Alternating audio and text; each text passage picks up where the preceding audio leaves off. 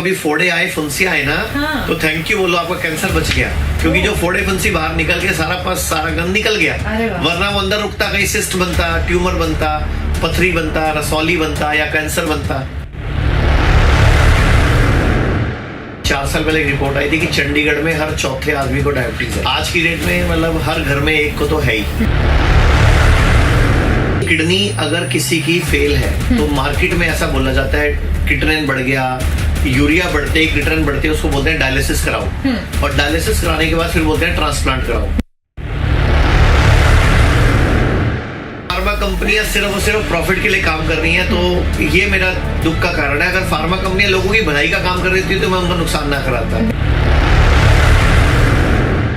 पत्ते ही हैं जो हमारा जीवन बचाएंगे, और पत्तों में सब कुछ मिलता है, calcium, iron, folic acid, nutrition, सारे मल्टीविटामिन पत्तों में मिलते हैं। गुड मॉर्निंग सोनिया मुरुगेंद्र जी, आरजे संगतरा, सिटी लाइफ सुन रहे हैं आप। और आज कुछ ऐसी बातों का हम उसके बातों के ऊपर डिस्कशन करेंगे जो कि शायद क्या हम सब की लाइफ से रिलेटेड है। नमस्कार सर, कैसे हैं आप? नमस्कार, आप बताइए कैसे हैं? बहुत ही बढ़िया। और ऐसा है कि आपको स्टूडियो में देख के ऐसा लग रहा है हमारी आधी बीमारियां तो अभी दूर हो गई है। पहले मैं आपको एक कमेंट दे दूं कि कॉम्प्लीमेंट दे दूं, आप बहुत सुंदर लग रहे हो। ओ थैंक यू सर। वो कहते हैं ना, हर एक लड़की को इस कॉम्प्लीमेंट की तो हर रोज जरूरत होती है, तो you made my day. Thank you sir. ढेर सारी अगर हम हेल्थ की बात करें, आजकल तो सोशल मीडिया पर वो कहते हैं ना, पूरा फ्लड मचा हुआ है कि ये करें वो करें, नुस्खे और तरह तरह के रेमेडीज हैं। लेकिन आज हम आयुर्वेदा के ऊपर ऑफ कोर्स डिस्कस कर रहे हैं, और मैं शुरुआत कर रही हूं जिन प्रॉब्लम्स के साथ हम सब जूझ रहे हैं कहीं ना कहीं से। तो पहली प्रॉब्लम जो मैं आपके साथ डिस्कस करना चाहूंगी वो ये है डायबिटीज की। तो अगर आप आयुर्वेदा के एस्पेक्ट से मुझे बताएं कि किस तरह से आयुर्वेदा हम कैसे अपनी डेली लाइफ में अपनी लाइफस्टाइल को बेटर कर सकते हैं डायबिटिक फ्री होने के लिए। आपके लगभग कितने लिसनर हो गए अंदाजा? आपको क्या लगता है कितने लोग सुनते होंगे आप? Sir tri city, Chandigarh, Mohali, Panchkula. ठीक है, और उसमें कितने लोगों को डायबिटीज होगी? सर मैं मानती हूँ कि 60-70% लोगों को डायबिटीज है। अब आप आज की डेट में मतलब हर घर में एक को तो है ही। और मैंने अभी 4 साल पहले एक रिपोर्ट आई थी कि चंडीगढ़ में हर चौथे आदमी को डायबिटीज है। Oh my God। और तो चंडीगढ़ में अगर हर चौथे आदमी को डायबिटीज है, तो मैं आपके चैनल पे एक ऐसा फॉर्मूला बता देता हूँ कि 100 में से 90 लोगों की घर बैठी रिवर्स हो जाएगी, ठीक हो जाएगी। मतलब कुछ दवाई नहीं खानी जी, वैसे ही ठीक हो जाएगी। बताइए सर। तो आज के बाद करना क्या है, इसमें डायबिटीज और ब्लड प्रेशर दोनों ठीक होने वाले हैं। जब भी नाश्ता करने बैठना है, तो वजन गुणा 10 ग्राम पहले फ्रूट्स खाने हैं। मतलब वजन जैसे आपका मान लो 50 kg है, तो पहले आधा किलो फ्रूट्स खाओ, जो भी सीजन के हो। उसमें चाहे मीठे फल भी हो, कोई दिक्कत नहीं है, आम भी हो, केला भी हो, कोई दिक्कत नहीं। पहले आपने फ्रूट्स खाने हैं आधा किलो, मतलब जितना वजन गुणा 10 ग्राम। कोई 70 किलो का तो 700, कोई 50 का तो 500। पहले फ्रूट्स खाने हैं। जैसे ही फ्रूट्स खत्म हो, इसको बोल दो आप प्लेट 1। और इसके ऊपर से खा लो प्लेट 2। प्लेट 2 में जो मर्जी, जैसे आप रोटी खाना चाहते हो, चिवड़ा खाना चाहते हो, दलिया, स्प्राउट, इडली, ढोकला, कॉर्नफ्लेक्स, या कोई आप पराठा खाना चाहते हो, पूड़ी पकोड़ा खाना चाहते हो, भटूरे खाना चाहते हो, जो भी खाना चाहते हो, मैं मना नहीं करूंगा मैं। लेकिन शर्त क्या है, पहले प्लेट 1 देन प्लेट 2। यानी कि बॉडी में पहले अमाशय के अंदर एक फ्रूट्स की लेयर बना लीजिए, और उस फ्रूट में आप सैलेड भी शामिल कर सकते हो, खीरा टमाटर भी डाल सकते हो, लेकिन टोटल क्वांटिटी इतनी।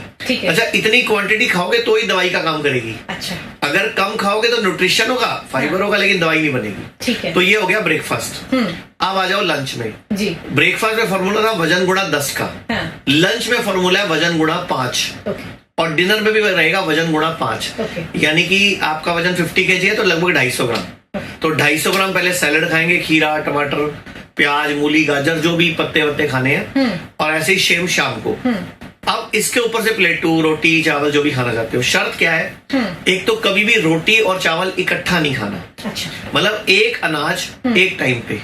जैसे लोग क्या करते हैं, थोड़ा सा चावल खा लेंगे, एक आधी रोटी खा लेंगे, ऐसे नहीं करना। गेहूं खाना है तो गेहूं खाना है, चावल खाना है तो चावल ही खाने हैं। जी जी जी। खाना खाने के साथ पानी नहीं पीना, आधा घंटा पहले या 40 मिनट बाद। और एक परहेज करना है, जो भी चीज जानवर से आती है वो छोड़ देनी है। जो भी चीज जानवर से आती है, जानवर से हमें दूध मिलता है, पनीर मिलता है, दही मिलता है, मक्खन मिलता है, या जानवर से नॉनवेज अंडा मिलता है, तो एक बार ये छोड़ना है। आप हैरान हो जाओगे, 3 से 7 दिन में आपको डायबिटीज की गोली कम करनी पड़ जाएगी या छोड़नी पड़ जाएगी। और 15 दिन के अंदर ब्लड प्रेशर की गोली कम करनी पड़ जाएगी या छोड़नी पड़ क्या बात है, मतलब आप लिटरली जो फार्मा कंपनीज है उनका नुकसान करवाने पे यहाँ पे तुले हुए हैं। देखो फार्मा कंपनियां सिर्फ और सिर्फ प्रॉफिट के लिए काम कर रही हैं, तो ये मेरा दुख का कारण है। अगर फार्मा कंपनियां लोगों की भलाई का काम कर रही थी तो मैं उनका नुकसान ना कराता। बिल्कुल। लेकिन उन्होंने बहुत नाजायज पैसा कमाया, लोगों को बीमार करके कमाया, तो गलत है। इसको DIP डाइट बोलते हैं। गूगल पे, फेसबुक पे, यूट्यूब पे आप सर्च कर लो DIP डाइट, तो ये डाइट खुल जाएगी। ये मेरे पार्टनर है डॉक्टर बिस्रू, उन्होंने ही इसको पूरे इंडिया में प्रमोट किया है DIP डाइट के नाम से। जी सर। और ये डाइट निकाली जो गई है ये 1985 की चाइना स्टडी से निकाली गई है, जी सर। जिसको अपनाकर जो राष्ट्रपति बिल क्लिंटन थे, इन्होंने भी अपनी शुगर और ब्लड प्रेशर को ठीक किया था। क्या बात है। और वो भी यूट्यूब पे इंटरव्यू उनका पड़ा है BBC का, जी, कि कैसे बिल क्लिंटन ने अपने कोरोनरी आर्टरी डिजीज को, शुगर को रिवर्स किया। बिल्कुल। वो कहते हैं ना योगा से ही होगा, और साथ में अगर आयुर्वेदा का साथ में वो कहते हैं ना तड़का लग जाए जिंदगी में तो बहुत अच्छी जिंदगी हो सकती है। और अभी तो ढेर सारी प्रॉब्लम्स है, कंसर्न्स है, जिसके ऊपर हम बात करेंगे। दूसरी कंसर्न आजकल जो देखने को मिल रहा है वो डेफिनेटली सर है कि माइग्रेन्स का, कि हेडेक होता है, या फिर कह दो कि एक मेंटल स्टेट अच्छा नहीं होता है, हेडेक्स हो जाते हैं, एकदम से हेडेक हो जाता है। गर्म सर्द की भी बात कर सकते हैं यहाँ पे, तो उस केस में क्या किया जाए? देखो मैं आपको अभी एक बता देता हूँ तरीका, कि माइग्रेन जब भी हो अपनी राइट नोस्ट्रल को बंद कर लें। अच्छा। राइट को बंद कर लें और सिर्फ लेफ्ट से सांस लें, लेफ्ट से छोड़ें।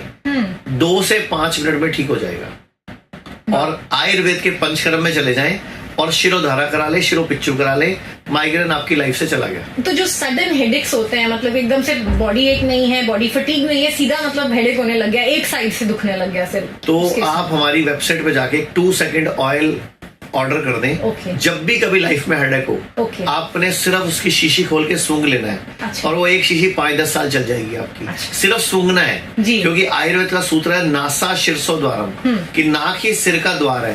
तो बस जैसे ही तीक्ष्ण नस्यम दोगे, एक खुशबू दोगे, तो आपका वो हेडेक उसी टाइम ठीक हो गया। गोली नहीं खानी। अरे वाह, मतलब गोली के बगैर ठीक होने का ये उपाय बहुत ही बढ़िया। आई थिंक 5 मिनट करा जाए जो आप ये नोस्टल। हाँ, 2 से 5 मिनट करेंगे तो आपका माइग्रेन भी ठीक हो जाएगा। अगर आपका बीपी भी बहुत हाई है तो भी इसी तरीके से आप चेक करोगे, 10 मिनट बाद आपका बीपी काफी हद तक कंट्रोल हो चुका होगा। क्योंकि जो लेफ्ट नोस्ट्रल है ये चंद्र नाड़ी है, राइट वाली है जो सूर्य नाड़ी है। अच्छा। तो सूर्य गर्म होता है, चंद्र ठंडा होता है। तो जैसे आप लेफ्ट वाली को इनहेल करोगे तो ब्रेन में जो ऑक्सीजन लेवल बढ़ेगा, उससे माइग्रेन को। क्या बात है, मैं बहुत ही आसान टेक्निक है, तो मैंने सोचा ही नहीं था कि इतना आसान हो सकता है। क्या बात है। तो लिटरली जो आपके हॉस्पिटल में पेशेंट्स आते होंगे वो तो 2 मतलब 1 दिन में या हमारे यहाँ 10 दिन में, 15 दिन में kidney fail, liver fail, cancer, heart patient को बहुत अच्छा आराम मिल जाता है। क्या बात है, क्या बात है। अब ऐसा है कि अगर मैं डिजीजेस की बात करूं तो एक ढेर सारी लिस्ट है, तो अभी इतनी जल्दी तो आई थिंक हमें आपकी बातों से आराम नहीं मिला है, क्योंकि हमें अभी और भी बातें करनी है। एक बहुत ही इंपॉर्टेंट मुद्दा जो कि मेरे ख्याल से हम सभी से रिलेटेड है, और आजकल तो एक तरह से एक फैड बन गया है अगर मैं बात करूं, वो है पतला होने का तरीका। तो ओबेसिटी अगर मैं बात करूं, और इसी के साथ ही मैं साथ ही साथ मिक्स करना चाहूंगी दूसरी बातें, जैसे कि किसी को एसिडिटी की प्रॉब्लम है, एसिड रिफ्लक्स है, या फिर बेसिकली डाइजेस्टिव ट्रैक्ट में कोई ना कोई गड़बड़ी है, तो उसके ऊपर आप आयुर्वेदा का क्या एक तरीका बताना चाहेंगे? लाइफस्टाइल मेथड क्या बताना? मतलब आप कह रहे हो वजन घटाना, बता दूं मैं? बिल्कुल। तो वजन घटाने के लिए सबसे बेस्ट तरीका है सुबह उठते ही खाली पेट, बिना कुल्ला, बिना ब्रश करे, उकड़ू बैठ के, जो भारत का इंडियन टॉयलेट स्टाइल है उस स्टाइल में बैठ के, अच्छा। 1 कप गरम पानी या हर्बल टी पीना है सुबह, 5 मिनट में पीना है। अच्छा। 5 कड़ी पत्ते खाने हैं। अच्छा। 1 कड़ी पत्ता 1 मिनट में चबाना है। अच्छा। 5 कड़ी पत्तों को चबाने में 5 मिनट लगने चाहिए। अच्छा। और 1 छोटा सा हल्दी का टुकड़ा। ओके। मतलब 5 कड़ी पत्ते, 1 हल्दी का टुकड़ा, उकड़ू बैठ के, मतलब इंडियन टॉयलेट स्टाइल में बैठ के गरम पानी पीने के बाद करना है ये। अच्छा। और उसके बाद जब भी खाना खाना है 10 मिनट वज्रासन में बैठना है। आपका वजन बढ़ेगा ही नहीं पहली बार। खाना खाने के बाद आप कह रहे हैं? खाना खाने के बाद, या आप खाना ही नहीं वज्रासन में बैठे खा लो, जैसे चाइनीज खाते हैं, जापानीज खाते हैं, क्या बात है। मतलब कोरियन भी वज्रासन में बैठे खाना खाते हैं। अगर आप ये कर लोगे तो आप हैरान हो जाओगे, वजन बढ़ेगा ही नहीं। तो आप जो हल्दी का टुकड़ा कह रहे थे और साथ में कड़ी पत्ता कह रहे थे, हल्दी कच्ची, कच्ची हल्दी, जो जिसको अम्बा हल्दी भी कहा जाता है। अम्बा हल्दी भी कहते हैं। तो जैसे अदरक होती है ऐसे हल्दी होती है। तो उसको हम अगर पानी में डाल के मतलब एज ए ड्रिंक काढ़ा भी बना के पी सकते हैं? चबाने में ना, मैं चाहता हूँ आपकी जो गम्स है उनकी एक्सरसाइज हो, दांतों की एक्सरसाइज हो। पुराने टाइम में लोग हल्दी और नमक से दातुन करते थे, तो मैं उसके डबल फायदे सोच रहा हूँ। मुंह की मुख भी ठीक हो जाए, कभी मुंह का कैंसर भी नहीं होगा, और कभी आपके दांत भी मजबूत रहेंगे और मसूड़े मजबूत रहेंगे। हम दांतों की मालिश करते हैं, जबकि मालिश मसूड़ों क्यों नहीं चाहिए? दांत तो बेचारे शिथिल है, उनके तो कोई रोल ही नहीं है। बिल्कुल तो ये कर लेंगे तो मोटापा बढ़ेगा ही नहीं, और बढ़ा हुआ है तो घटना शुरू हो जाएगा। अरे वाह, मतलब ये लिटरली जो फैट बर्निंग जो ये दवाइयां वगैरह आती हैं, इसको आप बिल्कुल चैलेंज नहीं, कोई केमिकल वाली दवाई नहीं खानी। और साथ में किसी भी आयुर्वेद सेंटर में जाके पंचकर्म का ट्रीटमेंट ले लें, उसमें वमन, विरेचन, शमन, शोधन, वस्ती पूरा ट्रीटमेंट ले लें। दुनिया में वजन घटाने का सबसे अच्छा तरीका पंचकर्म आयुर्वेद का और नेचुरोपैथी। आप एक बार मुझे अगर हिम्स हॉस्पिटल का भी एड्रेस दे पाएं। हमारे चंडीगढ़ में 3 सेंटर हैं। चंडीगढ़ सेक्टर 35 में 10 बेड का हॉस्पिटल है, और जीरकपुर में एक क्लिनिक है हमारी जिसमें पंचकर्म है। हॉस्पिटल जो हमारा 100 बेड का है, डेरा बस्सी के अंदर है, हल्दीराम के सामने वाली साइड पे, ढाबों के बिल्कुल बैक साइड में। Right sir. वो वहाँ kidney fail, liver fail, cancer, heart, जो भी लाइलाज बीमारियां ना, हम उन पे काम करते हैं वहाँ पे। जी जी। अगर किडनी फेलियर है, मतलब मैं सिर्फ एक डिटॉक्स नहीं बात कर रही, फेलियर ही है, और लिवर में भी आजकल तो फैटी लिवर और लिवर डिटॉक्स की बहुत सारी दवाइयां चली हुई हैं, तो आयुर्वेदा कैसे उसे ठीक कर सकता है? देखो, ये थोड़े लंबे आंसर है, तो मैं किडनी का अलग देता हूँ, लीवर का अलग देता हूँ। किडनी अगर किसी की फेल है तो मार्केट में ऐसा बोला जाता है क्रिएटिनिन बढ़ गया, यूरिया बढ़ते ही, क्रिएटिनिन बढ़ते ही, उसको बोलते हैं डायलिसिस कराओ, और डायलिसिस कराने के बाद फिर बोलते हैं ट्रांसप्लांट कराओ जी। और ट्रांसप्लांट वाली किडनी फिर दोबारा फेल हो जाती है। तो मैं बोलूंगा आयुर्वेद में हम क्या करते हैं, नेचुरोपैथी में हम क्या करते हैं, अगर किसी का भी क्रिएटिनिन बढ़ा हुआ है, यूरिया बढ़ा हुआ है, अगर वो उसी स्टेज में हमारे पास पहुंच जाए तो हम उसका क्रिएटिनिन, यूरिया ठीक कर लेते हैं, किडनी भी ठीक कर लेते हैं जी। एक स्कैन होता है जिसको बोलते हैं DTPA स्कैन। पहली बात तो हर पेशेंट को, किडनी पेशेंट को DTPA स्कैन कराना चाहिए। एक रीनोग्राम है, किडनी का टेस्ट है, उससे पता लगता है लेफ्ट किडनी कितना काम कर रही है, राइट किडनी कितना काम कर रही है, इनके साइजेस क्या हैं, और ये 1 मिनट में कितने ml खून साफ कर रही है। एक स्वस्थ किडनी का 1 मिनट में 100 ml से 120 ml खून साफ करना होता है। लेकिन फेलियर तब कहते हैं जब वो 10 ml 15 ml करने लग जाए। तो मैं बोलूंगा जो स्किन है हमारी, त्वचा, ये हमारी तीसरी किडनी बन सकती है। तो हम हमारे हॉस्पिटल में गर्म पानी की थेरेपी करते हैं, एक गर्म पानी का टब भर के उसमें बिठाते हैं जिसमें पसीना निकलता है। और जो किडनी का काम है वो स्किन करने लग जाती है। अच्छा जी। और हीट शॉक प्रोटीन के पैदा होने से वो जो किडनी मर गई, सूख गई, खराब हो गई, वो भी धीरे धीरे दोबारा रिजनरेट होनी शुरू हो जाती है। अमेरिकन रिसर्चेज हो चुकी है, इजराइल में हो चुकी है, लंदन में हो चुकी है, कई कंट्रीज में रिसर्च हो चुकी है कि kidney are capable of regeneration, और किडनी अपने आप को रीजनरेट करने के काबिल है। और हमारी बॉडी बहुत इंटेलिजेंट है, हमारी बॉडी भगवान की बनाई हुई है, ये इंसान ने नहीं बनाई, इंसान ने सिर्फ पैदा किया है, माध्यम बना है, लेकिन करता धरता ऊपर वाला है। तो ये बॉडी बहुत पावरफुल है, इसको रिजनरेट कर सकते हैं। तो किडनी फेल का कोई भी पेशेंट हो तो डायलिसिस कराने से पहले ही अगर हमारे पास पहुंच जाएगा तो 99% चांस है हम डायलिसिस होने नहीं देंगे। लेकिन अगर ट्रांसप्लांट की नौबत आ चुकी है तो 50-60% चांस है हम उसको रिकवर कर लेंगे, लेकिन वक्त रहते आना पड़ेगा। बिल्कुल। और सर, ये प्रॉब्लम ना आए तो कहीं ना कहीं आप लाइफस्टाइल के रिलेटेड भी क्या बात करना चाहेंगे कि कैसे अपना खान पान कैसे होना चाहिए? देखो, किसी को भी सूरज डूबने के बाद खाना नहीं खाना चाहिए। अच्छा, आपके घर में खूब बड़ा लॉन है, मैंने सुना हुआ है, तो उसमें पक्षी आते होंगे, तो किस टाइम आते हैं वो? Morning time.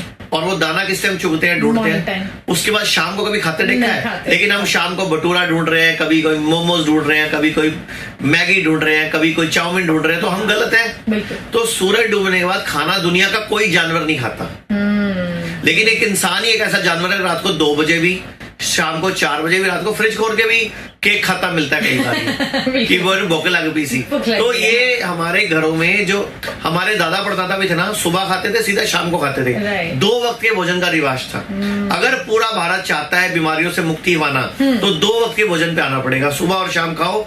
कभी किसी डॉक्टर की सफेद कोट की शक्ल ही नहीं देखनी पड़ेगी। अरे वाह, अरे वाह, अरे वाह। पर सर, एक बात है, मैं आपसे जरूर आगे इसी बात को आगे बढ़ाना चाहूंगी। आप जिनकी नाइट जॉब्स होती हैं, नाइट शिफ्ट्स होती है, उनको आप क्या कहना चाहेंगे? उनको लगातार नाइट शिफ्ट नहीं करनी चाहिए। हफ्ता नाइट शिफ्ट, हफ्ता डे जॉब। अगर वो नाइट शिफ्ट लगातार करेंगे तो पक्का डायबिटीज हो जाएगी, ब्लड प्रेशर हो जाएगा, किडनी फेल की संभावना बढ़ जाएगी, क्योंकि रात सोने के लिए बनी है, जागने के लिए नहीं बनी। बिल्कुल। और अगर फिर भी भूख लग जाए 6 बजे के बाद तो क्या दिया फ्रूट्स जाए? खाओ, सैलड खाओ, नारियल पानी पियो, नेचुरल चीज खा लो। ठीक है, बेसिकली आप अनकुक्ड फूड की तरफ आप कह रहे हैं। एक्चुअल में वो कुक्ड है, धरती का कुक्ड है। यस, जिसको हम अनकुक्ड बोल रहे हैं, कच्चा बोल रहे हैं, एक्चुअल में धरती में तो बीज बोया था ना, जी। धरती ने उसको पका दिया, हम उसको अनकुक्ड बोल रहे हैं। बिल्कुल सर। सर आयुर्वेदा सचमुच में वो कहते हैं ना कि एक हीरा है और हीरे की खान है, लेकिन फिर भी काफी सारी ऐसी बातें हैं जहां पर हम आयुर्वेदा को आज भी ट्रस्ट नहीं करते। तो वो उन बातों को मैं आपके साथ साझी करूँ कि इतनी सारी बातें सुनकर और इतने सारे नुस्खे सुनकर और टेक्निक सुनकर जो कि बहुत ही ज्यादा साइंटिफिकली बैक्ड है, मैं कहना चाह रही हूँ कि मुझे लग रहा है कि जिंदगी बहुत आसान है।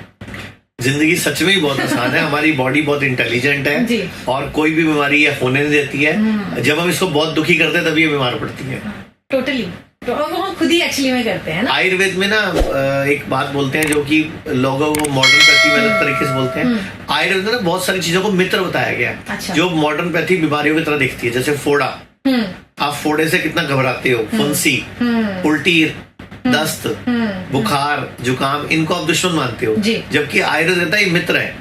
अच्छा। कि अगर आपको बुखार हुआ तो बॉडी ने बड़ी बीमारियां होने से पहले ही बचा लिया आपको। उल्टियां लग गई तो बॉडी ने सारा गंद निकाल दिया, पोटियां लग गई तो बॉडी ने अपने अंदर रखा कुछ नहीं। ठीक है। फोड़ा आया तो मतलब अंदर कैंसर नहीं होगा। मतलब कभी फोड़े आए, फुंसी आए ना, तो थैंक यू बोलो, आपका कैंसर बच गया, क्योंकि जो फोड़े फुंसी बाहर निकल के सारा गंद निकल गया, वरना वो अंदर रुकता, कहीं सिस्ट बनता, ट्यूमर बनता, पथरी बनता, रसौली बनता या कैंसर बनता। तो जिसको फोड़े फुंसी आए, थैंक यू बोलना चाहिए भगवान को, मंदिर में प्रसाद चढ़ाना चाहिए, बच गए कैंसर। अरे वाह, मतलब आज आपने पूरी काया पलट दी, जो कि मतलब आज तक हम सोचते आ रहे थे, हाय मेरी फिंसी हो गई, मेरा पिंपल हो गया, या फिर मेरे सोचो कैंसर बच गया। जी। अब वो फिंसी हो गया तो उसको ठीक करना एक आसान है। लेकिन अगर वो फिंसी ऊपर ना होती और अंदर होती तो वही गांठ बनती, कैंसर बनता, ट्यूमर बनता, रसौली बनती। तो लोगों को सिर्फ समझने का एक प्रोस्पेक्ट है। जैसे मैं आपसे एक एग्जांपल पे बात करता हूँ, आपसे एक सवाल पूछता हूँ, थोड़ा सा लंबा हो जाएगा, चलेगा? जी। कि एक सिचुएशन है कि आप किसी शादी में गए, आपने खूब खाया, आपको लूज मोशन लग गई, ठीक है। आप गए 100 करोड़ बड़े डॉक्टर के पास, वो क्या बोलता है? Diarrhoea, loose motion, infection, saline water चढ़ा दूं, ग्लूकोज चढ़ा दूं। आप उसी टाइम चले जाओ बीएमएस आयुर्वेद डॉक्टर के पास, वो क्या बोलता है? बॉडी सियानी है, राती गंद खाता है, कट रही है, कड्डन दो। यानी कि एक ही सिचुएशन को दोनों डॉक्टरों ने अलग तरीके से देखा। एक ने पढ़ाया बॉडी बेवकूफ है, एक ने पढ़ाया बॉडी सियानी है। तो आप कौन से डॉक्टर जाना पसंद करोगे? जो कहेगा मेरी बॉडी सियानी है। लेकिन लाइनें किस डॉक्टर के पास लगी हुई हैं जो बॉडी को बेवकूफ बता रही है। बिल्कुल बिल्कुल। पर सर कहीं पर भी अगर हम कहीं ना कहीं हम ना रिलायबिलिटी आयुर्वेदा पे नहीं रखते 100%। अगर हम बात करें, जैसे कि अगर कोई लाइफस्टाइल के लिए बहुत बढ़िया है, लेकिन जब सचमुच में प्रॉब्लम आ जाती है तब कहीं ना कहीं लोग एलोपैथिक डॉक्टर्स के पास ही भागते हैं। और मैं जानना चाहूंगी कि आयुर्वेदा कैसे, स्पेशली जैसे कि हम बात कर रहे थे कि किडनी की प्रॉब्लम, जिसके कि पेट में पथरी हो, किडनी में पथरी हो, या फिर लिवर का जो प्रॉब्लम है, फैटी लिवर, वो कैसे आयुर्वेदा मतलब लिटरली कैसे ठीक कर सकता है? देखो, पहली बात तो आप कह रहे हो रिलाई करना मुश्किल है, तो मैं पूछ रहा हूँ जिन पे रिलाई कर रहे हो उन्होंने एक भी पेशेंट ठीक किया आज तक? आप उनसे एक सवाल पूछो कि तुमने एक सिंगल पेशेंट भी ठीक किया है? अच्छा, एलोपैथी का मतलब क्या है? एलोपैथी का मतलब 1810 में डॉक्टर हैनीमन ने दिया। एलोपैथी जो शब्द है वो कहाँ से आया? जी। उसका मतलब है इलाज के अलावा बाकी सब कुछ। ओके। यानी कि इलाज ही नहीं होता, बाकी सब कुछ होता है। अच्छा। तो फिर आप बताओ, उस पैथी का इतना वर्ल्ड में प्रचार हो गया, एक चीज में इलाज है ही नहीं और वो उसके अलावा सब कुछ है और वो खड़ी हो गई। अच्छा, किसी डॉक्टर से पूछना एलोपैथी का मतलब क्या है, बताएगा ही नहीं आपको। अच्छा, एक और दूसरी बात, जितने भी डॉक्टर होते हैं जिनको हम बोलते हैं एमबीबीएस डॉक्टर, उनकी डिग्री पे क्या छपा होता है? बीएमबीएस। एमबीबीएस नहीं छपा होता। तो वो एमबीबीएस क्यों लिखते हैं? बीएमबीएस लिखो ना। जब होम्योपैथी का डॉक्टर बीएचएमएस लिखता है, आयुर्वेद का बीएमएस लिखता है, तो एलोपैथी वाला बीएमबीएस लिखे ना। लेकिन वो एम लिख के अपने आप को मास्टर दिखाते हैं। आम आदमी को लगता है मास्टर डिग्री है, वो उनके पास चला जाता है। मैं डॉक्टरों का विरोधी नहीं हूँ, मैं तो इंटीग्रेशन के पक्षधर में हूँ कि अब वो वक्त आ गया कि आयुर्वेद, होम्योपैथी, नेचुरोपैथी, एलोपैथी को एक साथ इकट्ठे होकर काम करना चाहिए। मैं किसी पैथी को नीचा नहीं दिखा रहा, बट मैं चाह रहा हूँ कि आपकी पैथी में जो अंग्रेजों ने करना चाहा वो तो प्लीज हटा दो ना। ये एमबीबीएस नाम अंग्रेजों ने 1946 में दिया था, 1946 में। तो 47 में जब देश आजाद हुआ तो एमबीबीएस क्यों लिख रहे हो? तो बीएमबीएस लिखो। अब तो 75 साल हो गया था आजाद हुए। जी जी जी जी बिल्कुल सर। तो इसी साइंस को आगे बढ़ाते हुए मुझे आप फटाफट से बता दीजिए कि अगर किसी को पथरी की प्रॉब्लम है तो कैसे आयुर्वेदा उसे ठीक कर सकता है, या फिर लिवर की प्रॉब्लम? देखो, पित्ते की पथरी का दुनिया में कोई इलाज नहीं है मॉडर्न पैथी में, लेकिन आयुर्वेद का एक मैं तरीका नेचुरोपैथी का बता देता हूँ। अगर आप घर पे करो तो शायद पित्ते की पथरी इस तरीके से निकल आती है कुछ % लोगों की। करना क्या है, 7 दिन तक लगातार रोज 3 से 4 सेब खाने हैं। 3-4 दिन 7 दिन तक लगातार रोज 3-4 सेब खाने हैं और सेब का सिरका पीना दिन में 3-4 बार। और खाना आधा खाना है, जितना खाते हो आधा खाना है। फ्रूट सलाद ज्यादा खाना है। सेवंथ डे आपने पका हुआ भोजन नहीं खाना, दूध भी नहीं पीना, सिर्फ फ्रूट सैलेड नारियल पानी पीना है। और उस दिन सेब का सिरका 3-4 बार लेके शाम को 6 बजे 100 ml extra virgin olive oil with, ये मैं 20 साल से ऊपर और 50 किलो से ऊपर के व्यक्ति बता रहा हूँ, 100 ml extra virgin olive oil, जितना ऑयल है उतना ही फ्रूट का जूस नेचुरल वाला मिक्स करके पीना है आपने। और उसके बाद घुट घुट करके पीना है और 5 मिनट दाई करवट लेटना है, दाई करवट। और 8 बजे 50 ml फिर पीना है। सुबह 6 बजे आप अपनी पॉटी में 100 में से 20-30-40% लोगों की पथरी निकलते हुए देखोगे। मतलब आप उस काम करना, जब टॉयलेट सीट पे बैठो तो एक जाली रख लेना आटा छानने वाली, उसके ऊपर पॉटी करना, तो आपको पथरियां दिखेंगी भी निकलती हुई। ऐसा 3-4 महीने लगातार करो, हर 20 दिन के गैप पे, 25 दिन के गैप पे, तो 60-70% चांस है आपकी पथरियां निकल सकती है। जी सर। और यहीं पर हम दूसरे क्षेत्र में आते हैं। ये पित्ते की पथरी का है। किडनी की पथरी का इलाज ऐसे नहीं हो सकता। किडनी की पथरी के लिए आपको आयुर्वेद में, होम्योपैथी में या यूनानी में जाना पड़ेगा। उनके पास दवाई है, लेकिन ऑपरेशन नहीं कराना। बहुत, क्योंकि ऑपरेशन कराओगे किडनी फेल हो जाएगी। Oh my God. अच्छा। वाह जी वाह। मतलब मैं आपकी बातें सुन के हैरान हो गई, मेरे पास शब्द नहीं है एक्चुअली में बोलने के लिए। तो सर दूसरे हम टॉपिक पे आते हैं, जो कि अगेन बहुत ही हॉट टॉपिक है, वो है लिवर डिटॉक्स का, या फिर फैटी लिवर की जिनको प्रॉब्लम होती है, उनके ऊपर आप क्या कहना चाहेंगे? ये जो मैंने तरीका बताया गॉल ब्लैडर स्टोन निकालने वाला, बेसिकली ये लीवर डिटॉक्स का ही तरीका है। ये लीवर डिटॉक्स में ही मैंने दोनों काम कर दिए। बस आपको करना क्या है कि जब ये डिटॉक्स का तरीका 7 दिन चलाओ तो खाना कम से कम खाना है। आज भारत में हर तीसरे या चौथे व्यक्ति का लीवर फैटी है। और लीवर फैटी है तो समझ लो आपकी पूरी बॉडी अब 50% काम कर रही है, क्योंकि लीवर ही हमारी बॉडी में 500 से अधिक फंक्शन करता है। मतलब लीवर हमारा राजा है, लीवर किंग है।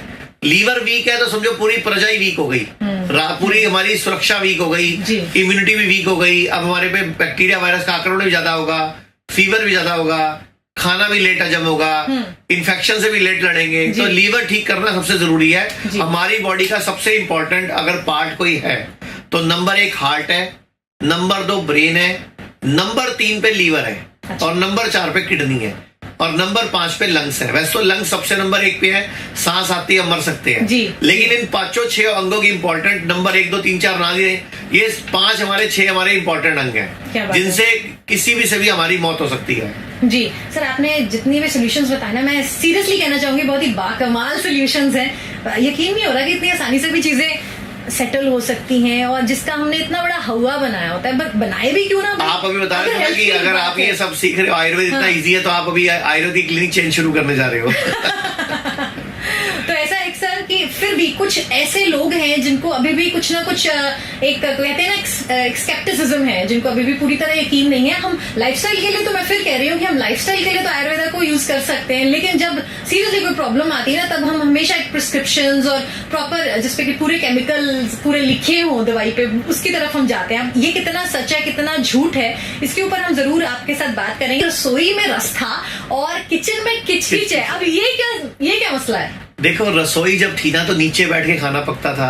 महिलाएं नीचे बैठ के ना, हमारे हार्ट की पंपिंग बढ़ती है, क्योंकि हमारे, आपने सुनी है कहावत, अकल पैरों में होती है, घुटनों में होती है, लंबे आदमी की होती है, बोलते हैं ना। जी। एक्चुअल में हमारा एक हार्ट यहाँ है छाती पर, दूसरा हार्ट हमारी पिंडली है। अच्छा। ये सेकंड हार्ट नीचे बैठने में प्रेस होता है। अच्छा। तो जब लेडीज नीचे बैठे खाना पकाती थी तो उनकी एक्सरसाइज होती थी, और वो उनके दिमाग में डोपामिन, ऑक्सीटोसिन, सेरोटोनिन, एंडोर्फिन भी पूरे रहते थे, तो वो रस से भरे हुए खाने को पकाती थी, रसोई कहलाती थी। अब क्या खड़े होके खाना पकाती है किचन में, तो किचन में किच घर में होती रहती है। तो वापस रस से भरी रसोई में आ जाओ, वापस जो किचन है उसको नीचे बैठ के खाना पकाना चाहिए में, और खड़े होकर खाना नहीं पकाना चाहिए, क्योंकि बच्चे ऑपरेशन से होते हैं, लेडीज को बहुत सारी कॉम्प्लिकेशंस होती हैं। आप मुझे बताओ, आपकी दादी परदादी लक्कड़ दादी 9 बच्चे 15 बच्चे तक पैदा कर लेती थी। आजकल एक बच्चा पैदा करने में लेडीज की हालत खराब हो जाती है। क्योंकि वजह क्या है कि हमारा ब्लैडर जो है प्रेशराइज नहीं होता, हमारी एक्सरसाइज नहीं हो रही, हमारी पिंडली यूज में नहीं आ रही, हमारा सेकंड हार्ट काम में नहीं आ रहा। जी जी। जबकि नीचे बैठते ही पिंडली दब जाए तो सेकंड हार्ट काम में आता है। तो बेसिकली आप मल आसना की यहाँ पे बात मैं बोल रहा हूँ कि एक तो इंडियन टॉयलेट सीट होनी चाहिए और किचन भी नीचे बैठ के होनी चाहिए। किचन मतलब क्या, रसोई। हाँ हाँ बिल्कुल सर, बिल्कुल सर। पर सर आज भी अगर हम बात करें तो जब भी कोई प्रॉब्लम आती है, वही मैं आपसे कहना चाह रही हूँ, हम अभी भी एलोपैथिक डॉक्टर्स के पास क्यों जाते हैं? हमें एक हमारे दिमाग में एक फितूर है कि जब तक हमें दवाइयों का कॉम्पोजिशन नहीं पता चल रहा तब तक हम नहीं जाएंगे। और आजकल तो आपको भी पता है कि अगर हम आयुर्वेदिक दवाइयों की बात करें तो ढेर सारे ऐसी अफवाहें हैं, या फिर कि लेड है, या फिर बहुत सारे और केमिकल्स हैं। मैडम हमारे पास 280 दवाइयां हमारे पास। मैं अभी आपको कह रहा हूँ मेरे हॉस्पिटल में 280 दवाइयों को उठवा के लेबोरेटरी में दे दो, एक में भी लड मिल जाए मैं काम करना छोड़ दूंगा। ये सब फालतू का। अंग्रेजों ने 3 चीजें भारत में बर्बाद करी। एक हमारा एजुकेशन सिस्टम, एक हमारी जुडिशरी न्याय व्यवस्था, तीसरा हमारी हेल्थ केयर। अब नाम है हेल्थ केयर, लेकिन उसमें एक बीमारी का इलाज है क्या? मॉडर्न पैथी में। मैं आपसे ही पूछ रहा हूँ, शुगर, बीपी, जॉइंट पेन, जिंदगी भर शुगर होगी गोली खाओ, कब तक खाओ? जिंदगी भर खाओ। बीपी हो गया गोली खाओ, कब तक खाओ? जब तक जा रहे तब तक खाओ। तो ऐसे जिंदगी भर गोली खिलाना ठीक थोड़ी हुए हम। जबकि आयुर्वेद में, नेचुरोपैथी में खाना पीना ठीक करके हम कुछ दिन में दवा भी बंद हो जाती है। तो वो चैलेंज कर रहे हैं यहाँ पे कि आप बिना दवाई के या फिर आयुर्वेदिक कुछ टेक्निक्स के जरिए आप जो क्रॉनिक डिजीजेस हैं उसको आप हील कर सकते हैं। मैडम क्रॉनिक डिजीज आई क्यों? हमारे खाने पीने की वजह से। नाम ही है ना खाना, लेकिन हम खाते ही रहते हैं।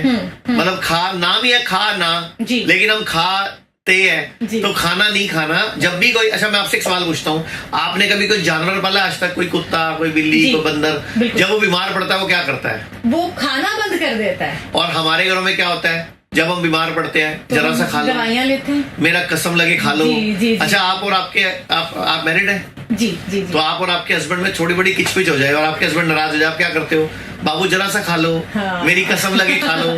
खाने से क्या नाराजगी? कभी जानवर की बीवी भी आई है उसको ये कहने के लिए कसम खिला ले, खा ले? कभी भी बीमार होने पर वो खाना छोड़ते हैं, लेकिन हम खाना खाते हैं। तो कभी भी बीमार हो खाना छोड़ना है। 3 दिन तक खाना नहीं खाना होता। नारियल पानी पियो, फ्रूट्स खाओ, सैलड खाओ, बॉडी स्वयं ही हील हो जाती है। क्या बात है, क्या बात है, क्या बात है। एक और मुद्दा है जो कि बहुत मेरे दिल के करीब है, बीइंग अ लेडी। बात करते हैं हम विमेन इश्यूज की। तो विमेन कहीं ना कहीं जब भी उनको कोई प्रॉब्लम होती है, चाहे वो पीसीओडी की प्रॉब्लम हो या फिर अगर वो प्रेगनेंसी प्लान कर रही हो, तो वो हमेशा एलोपैथिक डॉक्टर्स के पास जाती हैं। और वो एक सेफ तरीके से, वो ऐसे मेंटल एक सेटअप बना हुआ है कि वो सेफ है और वही लेना चाहिए। तो आप आयुर्वेदा के एस्पेक्ट से कैसे उन्हें कहना चाहेंगे कि उनको? मैं आपसे एक सवाल पूछूंगा कि जो काम वाली माइयां हैं, गरीब है, मजदूर हैं, उनके बच्चे सड़कों पे पैदा होते हैं या घर में पैदा होते हैं और वहीं बच्चे बड़े हो जाते हैं। हमारे वाले बच्चे जब पैदा होते हैं हम उनको 2-2 मफलर, पूरी टोपी, पूरा स्वेटर पहनाते हैं, फिर भी जुकाम हो जाता है। और वो नंगे घूमते हैं, चाय बेच रहे होते हैं, फिर भी उनको कुछ नहीं होता। इम्यूनिटी का खेल है सारा। पहली बात तो ये जो कैल्शियम, आयरन, फॉलिक एसिड और मल्टीविटामिन का जो मिथ है ना, हमारे दिमाग में घुसा दिया गया है। मैं आपसे पूछता हूँ, हाथी क्या खाता है? हाथी ग्रीन पत्ते खाता होगा। हाथी की हड्डियां सबसे मजबूत है। जी। अच्छा गेंडा क्या खाता है? उसकी भी हड्डियां मजबूत है, पत्ते खाता होगा। अच्छा घोड़ा क्या खाता है? घोड़ा तो चने खाता है। मैडम चने ना उसने आपकी शादी वाले दिन फोटो खिंचाने के लिए खाए होंगे। अदरवाइज जंगल में घास पड़ी है, जंगल में चने नहीं पड़े। तो ऐसे ही हाथी, गेंडा, घोड़ा, बैल, ये सब पत्ते खाते हैं। तो इनको कैल्शियम, आयरन, फॉलिक एसिड उसी से मिलता होगा। तो हम लोग क्यों उसके लिए गोलियां खाते हैं? असूल ये कहता है कि हमें पत्ते नहीं खा रहे।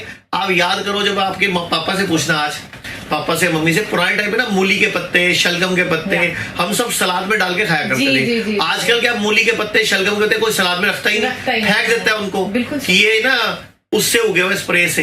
तो स्प्रे से तो तुम भी स्प्रे से ही उगे हो, तुम भी तो पेट में गोलियां खा के पैदा हुए हो। तो फिर तुम अपने आप को भी पानी में बहा दो ना, क्यों अपने आप को भी तर्पण करा लो जिंदगी। तो कहने का मतलब ये फालतू की बातें हैं। पत्ते ही हैं जो हमारा जीवन बचाएंगे और पत्तों में सब कुछ मिलता है। Calcium, iron, folic acid, nutrition, सारे मल्टीविटामिन पत्तों में मिलते हैं। मैं तो बोलूंगा सबको कम से कम आधा घंटा रोज नंगे पांव घास पे घूमना चाहिए। अब हम लोग कहते हैं, जो नंगे पांव कहते हैं लोग, अब नहीं घूम सकते, तो हमने एक बेडशीट बनाई है जिसका नाम है 0 वोल्ट बेडशीट। वो जमीन, मतलब अपने बिस्तर में चादर बिछाई और उसकी एक तार निकाल कर बाहर धरती में 1.5 फुट गाड़ दी। तो एक तरह से जब उस चादर पे सोओगे तो आप धरती की गोद में सोओगे। जी सर। 0 वोल्ट बेडशीट बोलते हैं उसको। उसमें आपकी वोल्टेज 0 रहेगी और जब 0 वोल्ट होती है हमारी बॉडी, तो जैसे हम धरती पे जहां पाँव रखते हैं हमारी वोल्टेज 0 हो जाती है। आप वोल्ट मीटर से अपनी वोल्टेज चेक करना, जूते चप्पल पहन के, तो एक वोल्टेज आएगी। लेकिन जैसे हम नंगे पाँव जमीन पे खड़े होकर वोल्टेज 0 हो जाएगी। तो उसमें हीलिंग होती है। तो जानवर सारा दिन नंगे पाँव घूमते हैं और देखो वो बीमार नहीं पड़ते, कभी उनके बच्चे ऑपरेशन से नहीं होते, कभी वो हॉस्पिटल नहीं जाते। हम लोग सारी गलतियां करते हैं, हॉस्पिटल पहुंच जाते हैं। जी, तो आप क्या कहना चाह रहे हैं कि यहाँ पर अगर हम मेडिसिन लेते हैं तो क्या हम फालतू में ले रहे हैं, मतलब हम नेचुरल वेज में उसे पूरा देखो, नेचुरोपैथी और आयुर्वेदी इस देश का विकल्प है और भारत पुराना देश है, सबसे पुराना विश्व में, और आयुर्वेद भी इसी देश के पास है पूरे विश्व में। तो आयुर्वेद को अपनाना चाहिए, नेचुरोपैथी को अपनाना चाहिए। मॉडर्न पैथी सिर्फ इमरजेंसी के लिए अच्छी है। मैनेजमेंट आयुर्वेद और नेचुरोपैथी के पास चले जाना चाहिए। मेरी तो ये अपील है आपसे भी और पूरे देश से भी। और एक बात मैं और बोलना चाहूंगा, सभी लोगों को हेल्थ इंश्योरेंस जरूर कराना चाहिए, क्योंकि अब जितने भी हेल्थ इंश्योरेंस है वो आयुर्वेद और नेचुरोपैथी में सारे हॉस्पिटलों में चलते हैं। जी सर। और आयुर्वेद का तो सूत्र है कि सर्वेषाणाम रोगाणाम निदानम कुपितामला, कि कोई भी रोग हो, सर्व रोग कुपित मल को निकाल दो, ठीक हो जाते हैं। और पंचकर्म से अच्छा डिटॉक्स कोई कर नहीं सकता। और आप मुझसे एक सवाल पूछ रहे थे कि पंचकर्म का मतलब मसाज बोलते हैं, तो ये गलत धारणा है। पंचकर्म पूरा ट्रीटमेंट होता है, बकायदा पूरी बॉडी को डिटॉक्स करने का, पूरी बॉडी को रिलैक्स करने का। शमन, शोधन, वमन, विरेचन, जानुवस्ती, कटिवस्ती, ग्रीवावस्ती, कितनी थेरेपीज है। आप मेरे को एक पेशेंट हो जिसको डॉक्टर ने बोला घुटना बदलना पड़ेगा, मैं आपको जानुवस्ती से ठीक करके देता हूँ। आप मुझे एक पेशेंट हो जिसको बोला डॉक्टर ने रीढ़ की हड्डी का ऑपरेशन करना पड़ेगा, मैं आपको बिना रीढ़ की हड्डी का ऑपरेशन के ठीक करके देता हूँ। लेकिन वो मैं नहीं करूंगा, वो जानुवस्ती या कटिवस्ती या ग्रीवावस्ती करेंगे, लेकिन उसके लिए पंचकर्म में आना पड़ेगा। क्या बात है, क्या बात है। आप एक बार अगर हिम्स हॉस्पिटल का एड्रेस और अपना कॉन्टैक्ट नंबर बता दें। जो हिम्स हॉस्पिटल है उसका जो एड्रेस है वो डेराबस्सी में हमारा 100 बेड का हॉस्पिटल है, चंडीगढ़, जीरकपुर, ये एनसीआर में। और इसके अलावा पूरे इंडिया में हमारे 34 हॉस्पिटल है, 20 डे केयर सेंटर है और 70 क्लिनिक है। जो डेराबस्सी वाला हॉस्पिटल है वो देवी नगर में है, हल्दीराम के बिल्कुल सामने 5 ढाबे हैं, उनके बैक साइड में जुगराट ढाबा है, सेठी ढाबा है उसके बैक साइड में, डेराबस्सी में मेन हाईवे के पास पड़ता है। ये बहुत बड़े बड़े बोर्ड लगे, आप किससे पूछ सकते हो, गूगल पे सर्च कर सकते हो। एक नंबर नोट कर लीजिए, 8270482704। ये हमारे कॉल सेंटर का नंबर है, जहाँ विशेषज्ञ बैठते हैं, डॉक्टर्स बैठते हैं, किसी बीमारी के बारे में आप जानकारी उनसे ले सकते हो। क्या बात है सर, बहुत बहुत शुक्रिया हमारे साथ बात करने के लिए। और इतनी सारी बातें, वो कहते हैं ना, आपसे बात करके आई थिंक काफी सारी प्रिस्क्रिप्शन फीस तो यहीं पर ही हमने उसको ना वेव ऑफ कर दिया है। मैं मतलब पैसा वसूल हो गया आज आपसे बात करके। बहुत बहुत शुक्रिया हमारे साथ बात करने के लिए। वो कहते हैं जाते जी मैं भी एक कमेंट देना चाहूंगा, एक होता है ब्यूटी, एक होता है ब्यूटी विद ब्रेन। तो ये दोनों आप पे पूरे चरितार्थ होते हैं कि आप ब्यूटीफुल भी हो और ब्रेन वाले भी हो। मतलब एक आयुर्वेदिक एक आचार्य जी से मुझे ये कमेंट आ रहा है, तो मैं तो 7वें आसमान पे पहुंच गई हूँ ऑलरेडी। लेकिन जाते जाते एक आपसे सर एक बात जरूर पूछना चाहूंगी, और वो ये है, आज के दिन अगर कोई आदत आप एक बदलने के लिए कहो तो वो क्या आदत होने वाली है? खाने को पीना है, पानी को चबाना है। मतलब घूट घूट करके पानी पीना है। जब भी पानी पियो, जूस पियो, नारियल पानी पियो, एक घूट करो, 32 बार चबाओ, फिर अगला घूट पियो। यानी कि पानी को चबाना है और खाने को इतना चबाना है मुंह में पानी बन जाए। और जो खाने की बाइट है वो अंगूठे के नाखून जितनी होनी चाहिए। खाना रोटी भर के नहीं, रोटी में सब्जी नहीं भरनी, रोटी की बाइट सब्जी में डाल के छोटी सी चम्मच से सब्जी खानी है। मतलब खाने को पीना है, पानी को चबाना है, ये मूल मंत्र है। दुनिया की कोई बीमारी बड़ी से बड़ी आएगी नहीं। अरे वाह सर, बहुत बहुत शुक्रिया। थैंक यू जी, नमस्कार। अगर आप वीडियो में कही गई बात से सहमत हैं तो Y टाइप करें। अगर आप कही गई बात से सहमत नहीं हैं तो N टाइप करें।